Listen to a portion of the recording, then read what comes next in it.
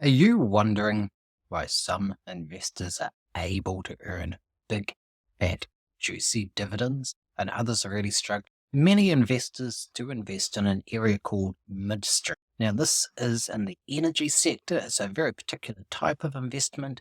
And many of these investments have what they call a K1. That means that rather than being a stockholder, you are treated as a partner in ownership of that company. Comes with a whole bunch of horribly complicated tax for. There are, however, a few midstream companies that have a regular tax treatment as a corporation. Now, today I'm going to go through two of these. One of them is Enbridge, the other is Hess Midstream. Now, in both cases, we get the benefit from oil and gas transportation, stable revenues, as well as some fat, juicy dividends northwards of 7%. So, my friends, let's get into it today. I want to have a look at Enbridge. Now, this is listed on two major exchanges, both in Canada, the home country, as well as on the New York Stock Exchange, providing greater international access to the stock. Now, importantly, on the NYSE, this is denominated in American dollars, and of course, there are exchange rates between the home currency in Canadian dollars and American dollars. So, in the Canadian currency, we'll often see unbroken continued dividend increases, while here in the American currency, it might fluctuate from time to time. However, here we are. Now, as we can see from this as well, there's a nice, steady, slow growth there.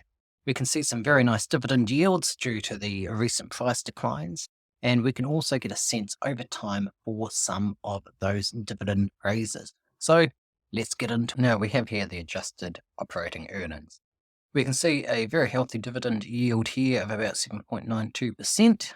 We can see it's BBB plus rated by S&P, which is nice to see. We can see it's a very large corporation here at $73 billion. Now, scrolling down, the analyst scorecard is certainly not as strong as you've probably heard me say I like to see. However, in this particular case, because of the overall stability here, I'm going to give them a bit of a pass on this as well. I want to look at the performance here. I'm going to click on Reinvestment Dividends. And we can see through here as well, dividend growth rate has generally been fairly good, with the exception here of the financial year 2022. Now, again, this is in US dollars. We can look at the Canadian dollars soon after this. But generally, we can see fairly strong dividend growth rates. Now, importantly here as well, when we begin to look at the compound growth rate in comparison to the S&P 500, we can see quite nice compound growth rates with the dividends reinvested. Now, I can, of course, switch over to Enbridge and the Canadian ticker, and we should see these dividends increasing year on, year out. And indeed, that's what we see. So in the 2022 financial year, there was a small increase in the Canadian dollars in terms of the dividends, but that, because of the exchange rate fluctuations, translated into a dip in US dollars. So we can see this beautiful increase here, although in recent years it's been single digits and low single digits since the pandemic, in fact. But we can see in past years as well some periods of very strong dividend growth into the double digits. Now, back to the US dollars. As we begin to look at the forecasting calculators, in a very simple sense here, I'm going to look at the end of the 2025 financial year, and we're looking at a total annualized rate of return of about 15%. Now, that is partly due to the dividend yield and partly due to the increase here in the earnings expected in 2025, although the earnings here in 2024 are expected to be relatively soft. Now, this is assuming that we maintain the normal price to earnings ratio of about 17.7, where we're expecting prices to begin to increase and these earnings here estimated to be relatively stable. Now, the other thing to see as well here is we can see the analysts' expectations earnings have weakened somewhat over the last 6 months, and that's something to take into account and monitor a little bit as well. Now, in terms of Enbridge, though, I have opened a small position here in my family portfolio, partly for improved diversification, and also looking at the very healthy dividend yield that we can see there as well. For another option, Hess Midstream. Now, this is a very powerful grower as well. However, there are a couple of points to be aware of if you're looking to make an investment in Hess Midstream today. So I think the first thing to do is to look at the February 2024 investor relations presentation. Now, it's important to note as well that Hess Midstream is owned by Hess, which has just been acquired or in the process of being acquired by Chevron. And so that's come into some of the issues here. Now, what we can see from this investor presentation here is the long-term contracts are with Hess. So Hess Midstream has the long-term contracts with Hess. Now, these should be honoured and taken over by Chevron. There's very strong cash flow stability here that they are reporting, and of course, very strong shareholder returns here. And they're looking at least 5% annual distributable per share growth as well, which is very powerful as well. And this is what I think we also like to see. So they've got some strong growth in volumes here, strong growth in EBITDA, a stable CapEx, so they're not massively spending on CapEx, as well as the adjusted free cash flow also increasing strongly every year. Particularly here in the slide green, the free cash flow after distributions as well. We can see that the DPS is growing, and that's growing quite consistently at say 5%, so that's giving us some assurance of long-term gain. And as well as this, it's not just about the distributions, but they've also got this share repurchase option as well. Now, debt is something that I've talked about quite a lot over the last year on the channel, and this is also where I think Hess Midstream has a very strong potential advantage here. And as they point out, they've got very low debt to adjusted EBITDA, and this is very much lower than most of their peers. It's in line with about half the peers and substantially lower than these peers that they list here. Now, what that means is it means that they're going to be in a very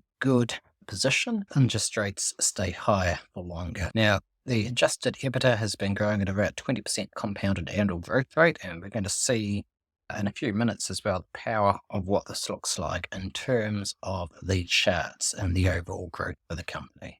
So the first thing to note here is late in 2023, Chevron agreed to buy Hess Corporation for $53 billion on an all-stock deal. Now, what that means is they have bought essentially the wider energy platform that Hess Midstream is inherently connected and tied to. Now, my estimate is that Chevron has past performance in terms of doing this and then also acquiring the subsidiary or the downstream such as Hess Midstream as well. So my pick is after Chevron has completed the Hess Corporation deal, they will probably also look then at acquiring Hess Midstream and rolling it into the single portfolio. As we begin to look at Hess Midstream, we can see that they've got this long-term growth here in earnings that is expected to accelerate. Part of this acceleration is their shift away from the minimum volume contracts as well. Now, part of it's also going to be wrapped up with Chevron's acquisition of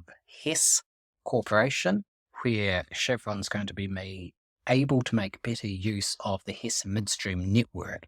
Now, whether or not Hess Midstream is acquired by Chevron is unknown at this point. It is going to happen. I would expect that after the Hess acquisition closes in the middle of 2024, we'll be seeing somewhere here near the end of 2024 an announcement by Chevron that they're going to roll up Hess Midstream.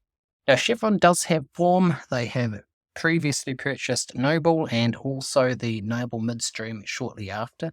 So I suspect this could be something that they are looking at. Now, if that happened, I would estimate they would be looking for a roughly 40 to maybe $45 per share as an offer price to current investors. Now, Hess Midstream is not acquired by Chevron. Is it a good buy?